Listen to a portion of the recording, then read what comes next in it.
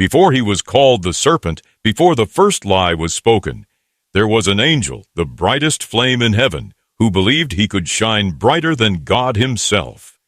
You're watching the Forbidden Bible, where hidden scriptures, ancient truths, and the mysteries heaven once concealed are brought to light like never before. If you're new here, make sure to subscribe and tap the bell icon, because what you're about to hear may change the way you see heaven and yourself.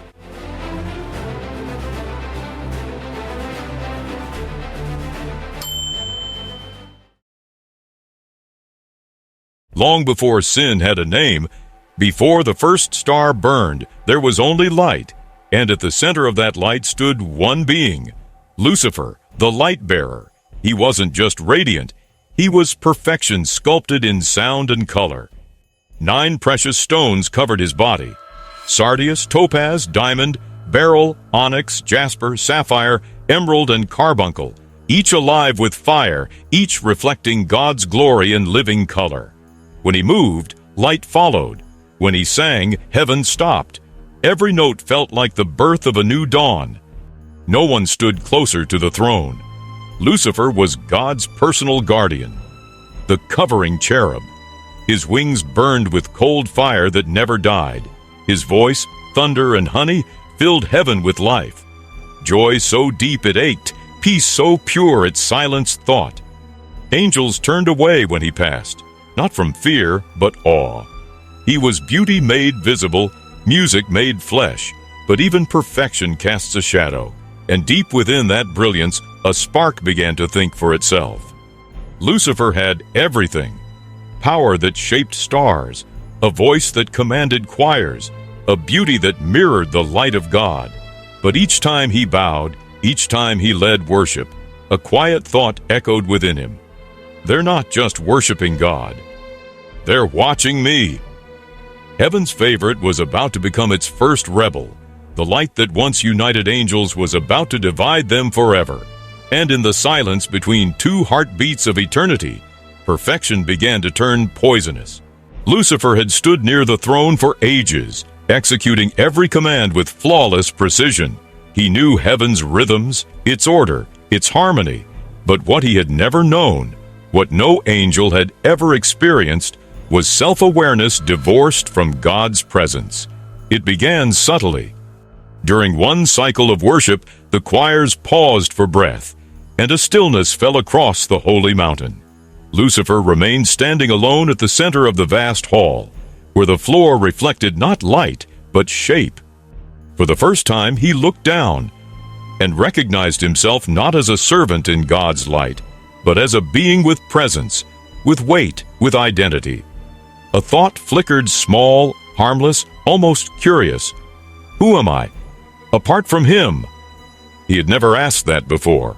The question didn't feel rebellious. It felt reasonable, natural, even intelligent. The next time the choirs sang, Lucifer noticed something else. The way their voices leaned toward his. Not toward the throne, but toward him. When he gave direction, the response came too quickly, as if admiration had slipped into obedience. Something inside him warmed at that reaction. Why does this feel right? As days passed in heaven's measureless time, the question grew teeth. He observed how angels glanced at him before raising their voices, how some followed his lead before even looking toward God, how harmony began to orbit him ever so slightly, like metal drawn to a magnet. And from the quiet edges of his mind, a new whisper emerged. If I can command their attention, could I not command more? Isaiah would later summarize the moment in 5 terrible declarations. I will ascend. I will raise my throne. I will sit above the heights. I will be like the Most High. Isaiah 14:13-14. Heaven had not changed, but Lucifer had begun to. Before Lucifer ever whispered a single doubt, heaven trusted him. He walked among the stones of fire. He stood closer to the throne than any other created being. He carried beauty, wisdom, and authority that no angel could rival. And because God himself had placed glory upon him, Every word he spoke carried weight. And yet, this was where pride first grew. Not in shouting, but in silence. Not in rebellion, but in admiration of himself. A thought formed within him. If I shine like this, why must I bow? That quiet distortion became the seed of everything that followed. Lucifer did not begin his rebellion with a declaration. He began with a question. While the choirs of heaven raised their voices, he slipped quietly among them. Not as a challenger, but as a confidant. He approached angels no one paid attention to, the gatekeepers of distant halls, the caretakers of secret chambers, the ones who polished the golden floors beneath the throne. He whispered gently to them, "Have you ever wondered why God keeps all the glory for himself? He never accused, he never commanded, he only planted doubt, like seeds falling on soil that had never known corruption." Another day, another whisper. We worship without ceasing, yet receive nothing. Another whisper. If we were made with such strength, why must we always kneel? He wrapped lies in silk and half-truths in honey, and because he once led worship, his voice carried trust. Because he once reflected glory, his beauty made deception look like revelation. Small groups began to gather in quiet corners of heaven.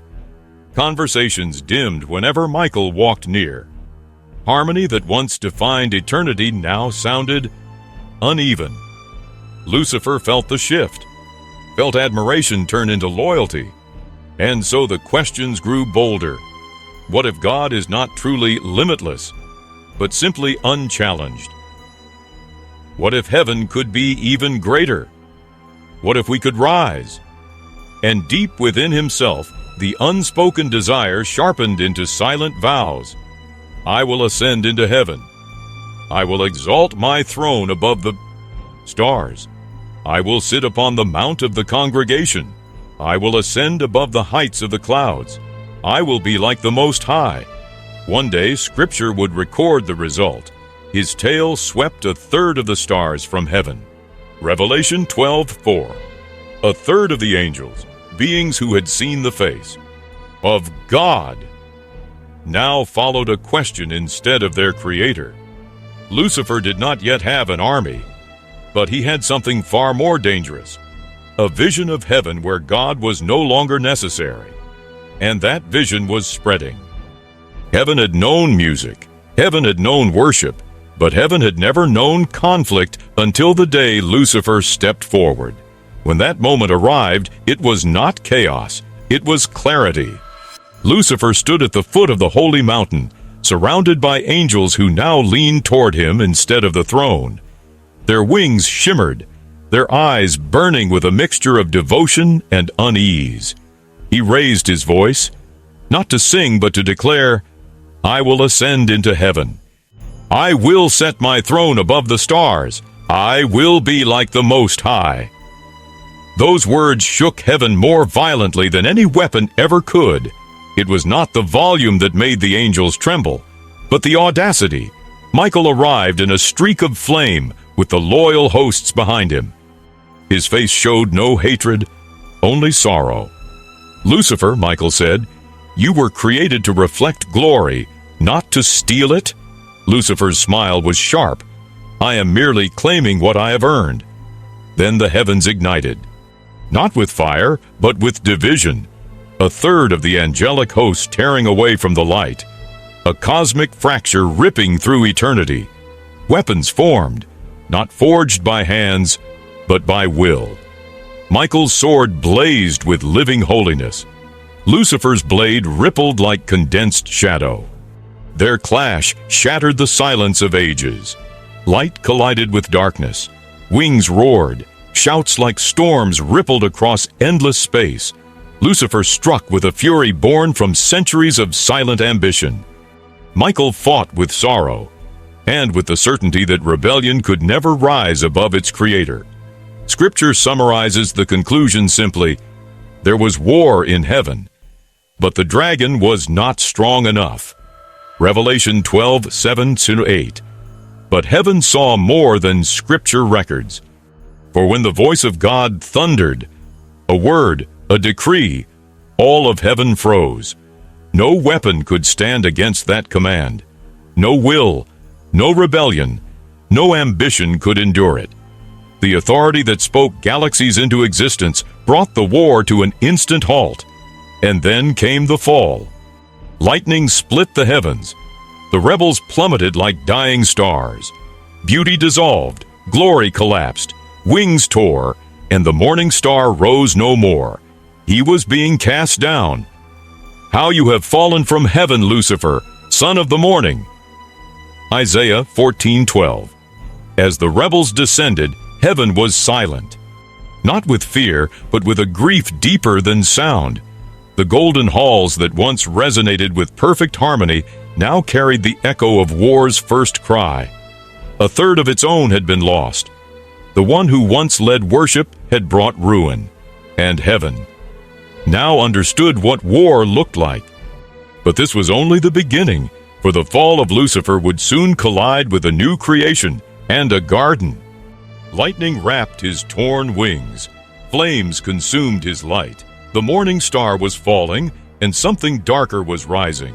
Defeated but not destroyed, cast down but not dead, he struck the earth like lightning, and with that fall, the light that once crowned him was consumed.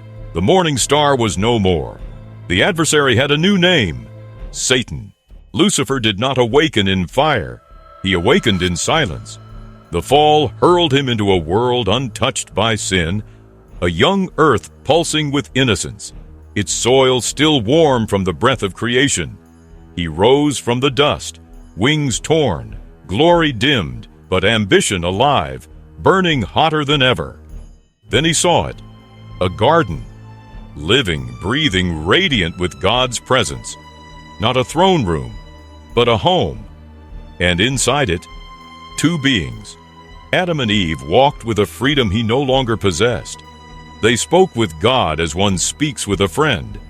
Their joy was effortless, their trust unbroken. Lucifer watched them with a hatred sharper than any blade. "Made in his image," he whispered, "the image I was punished for desiring." He would not attempt another war against heaven, but he could corrupt its reflection, not through force, but through influence. He knew his angelic form could no longer walk in a place so pure. So he shed his light, and what was once radiant became twisted. His wings folded inward, his form coiled upon itself, until beauty and deception became one. The serpent was born. From that moment the name Lucifer was no more. The adversary, the serpent, the enemy, was now called Satan. When the moment arrived, Satan chose not a monstrous form, but one that reflected beauty, a serpent upright, radiant, cunning. He approached Eve not with threat, but with curiosity. Did God really say you must not eat from any tree? The same whisper he had used on angels, the same strategy he perfected in heaven. Eve responded with truth, but truth mixed with uncertainty. Satan pressed, "You will not surely die. God knows that when you eat it, you will be like him." There it was, the offer that had destroyed him. The fruit glowed like a promise. Desire awakened like a spark catching dry grass. Eve reached, Adam followed, heaven gasped, earth shuddered, and Satan smiled. He had repeated his first victory. This time, not in heaven, but in Eden. The garden fell silent, and heaven watched with the same grief it had known when Lucifer fell. Then came the voice of God, not in wrath, but in judgment and in promise. So the serpent is cursed, and the woman's seed shall crush your head. Genesis 3:15. Satan froze. He had won a moment, but lost the future. For the prophecy was clear. The war that began in heaven would now be answered on earth. And somewhere in the generations to come, a deliverer would rise, a child who would end him. Satan turned back toward the garden, not satisfied, but threatened. His first lie had succeeded. But the promise had already planted his doom. The garden no longer sang. The moment Adam and Eve tasted the fruit, something ancient and terrible swept across creation.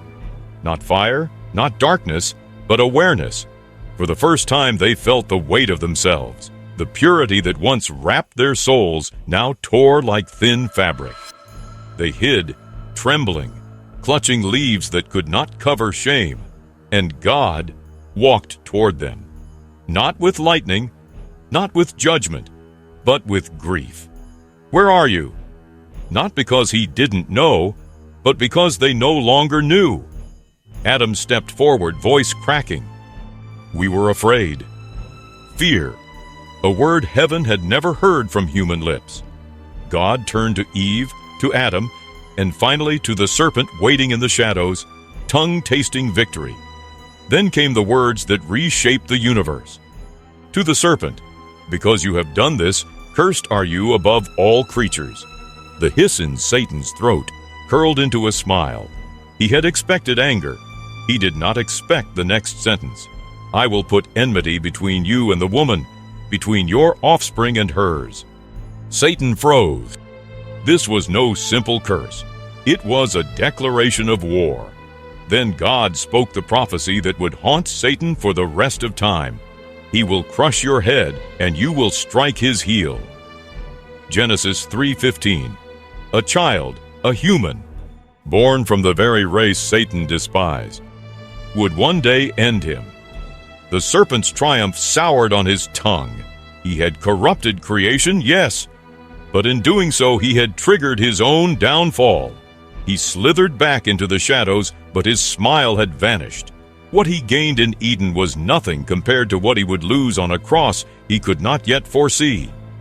Then the judgment turned toward Adam and Eve. The ground itself groaned beneath the curse. Pain entered the human story. Sweat and toil stained the earth. And the greatest wound of all, they were driven out of the garden, away from the presence they once walked with so freely. Death, which had never existed, now began its slow march through every generation. As the gates of Eden closed behind them, a new reality settled over creation. Two seeds, two kingdoms, two lines moving through history in collision. From that moment on, the war that began in heaven would flow through families, nations, and bloodlines until the promised child arrived to end the serpent's reign forever. Centuries passed, but God's words in Eden never faded from Satan's mind. Every birth frightened him. Every cry of a newborn sounded like a countdown to his destruction. And then, one night, heaven erupted, not in war, but in praise. A single human cry split the silence of the world. The birth of a child in a manger. Satan recognized the disturbance instantly. The prophecy, the threat, the promise. He moved quickly, through kings, through fear, through Herod's blade. Infants died, but the child lived. 30 years later, in the barren wilderness, their paths crossed again. The serpent, now wearing centuries of hatred, found himself standing before the one whose coming had been foretold. If you are the Son of God, Satan hissed, prove it. Turn these stones into bread. The reply cut sharper than any sword. Man shall not live by bread alone. Blow one failed. Satan struck again. Throw yourself down. Force God's angels to catch you. Another answer shattered the temptation. You shall not test the Lord your God. Desperation twisted into boldness. He showed Jesus the kingdoms of the world. Bow to me, and they are yours. But the serpent was crushed before the cross ever rose. Get behind me, Satan. Satan recoiled. This was not Adam. This was not Eve. This was the promised one, the heel destined to crush his head. Still he sought one final strike. He whispered to priests, poisoned Judas, turned crowds into executioners. And when the nails pierced, Satan believed the prophecy had failed. Heaven went dark. The earth trembled. The Son of God hung lifeless. The serpent smiled, but Satan did not understand the plan he was fighting. He knew the prophecy, but not the mystery behind it. He believed death would end the Messiah, not realizing that death was the very weapon God intended to use to destroy him. The cross was not a defeat, it was a trap, and Satan had stepped into it willingly. But 3 days later, hell heard footsteps. The gates shook, chains snapped, light roared through the realm of death, and the one he thought defeated walked into the pit and declared, "The battle is mine." The crushing had begun. At that moment, the authority Satan had stolen in Eden shattered. Sin lost its grip. Death lost its claim. The serpent's power fractured under the weight of a victory purchased with blood he never expected. And all of heaven understood. This was the fulfillment of the ancient promise. The first prophecy ever spoken, the one whispered in Eden, had finally come full circle. The serpent's head was crushed forever. Satan was defeated at the cross, but he was not yet destroyed. What he lost in authority, he tried to reclaim in fury. For centuries he roamed the earth, whispering into kings, infecting nations, building a kingdom of noise so loud that truth became a whisper few could hear. Humanity worshipped power, pleasure, self, the same poison that once corrupted him. And every deception, every broken soul, every moment of despair was his attempt to undo the victory won on Calvary. But even he knew the sand in his hourglass was running thin. For there is a day written before time itself, a day when heaven will no longer be silent. The trumpet will sound, the sky will split, light will descend like a storm of holiness. The King will return, not wrapped in swaddling cloth, but clothed in glory, not on a donkey, but on a white horse, not to suffer, but to reign. Every eye will see him, every knee will bow, even those who once swore they never would. Satan will gather whatever remains of his followers, mustering one final army of rebellion. It will not matter, for the battle will not be won by swords, but by a word, a single decree from the throne. It is finished. An angel, not even the Son himself, will seize the serpent, bind him with chains of unbreakable light, and drag him to the lake of fire. This time there will be no escape, no whisper, no second war. His screams will echo only within the prison he chose, and as the flames close over the last lie, creation will breathe again.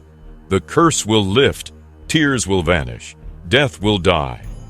And the promise spoken in Eden, that ancient prophecy whispered in a garden, will stand fulfilled. The serpent's head is finally crushed. Silence, the kind that feels ancient, the kind that waits. The serpent is gone. The war is over. But the battle that began with pride still lives inside every human heart. Lucifer's story is not merely a tale of heaven's past. It is a mirror held up to us. Every whisper of temptation, every hunger for glory, every moment we choose ourselves over God, is a faint echo of the rebellion that once split eternity. But so is every act of mercy, every moment of surrender, every prayer breathed in the dark. Because the same God who judged the serpent is the God who calls us by name.